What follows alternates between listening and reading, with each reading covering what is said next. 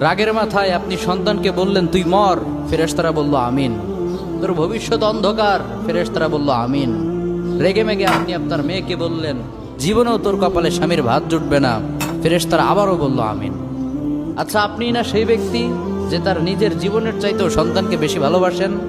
আপনি না সেই ব্যক্তি যে তার সন্তানের জন্য হাসতে হাসতে নিজের জীবনটাও দিয়ে দিতে পারেন? আপনি না সেই ব্যক্তি যে আল্লাহর কাছে নিজের চাইতেও সন্তানের জন্য বেশি দোয়া করে? তাহলে কি করে নিজের হাতে নিজের সন্তানের এত বড় ক্ষতি করতে পারলেন? Doesn't make any sense. Common sense বলতে কিচ্ছু নাই আপনাদের। আপনারা কি জানেন না আপনাদের রাগের মাথায় বদদোয়া করাগুলো ফেরেশতারা আমিন বলে? দাওয়াতুল ওয়ালিদ আলা ওয়ালাদি, বাবা মা তার সন্তানের জন্য যেই দোয়া করে সেটা ভালো হোক কিংবা বদদোয়া হোক, আল্লাহ সেটাই কবুল করে নেয়। এজন্য খবরদার, নেভার কার্স ইউর চিলড্রেন। রাগের মাথায় কখনো সন্তানকে অভিশাপ করবেন না। খুব বেশি রাগ উঠে গেলে তার জন্য উল্টা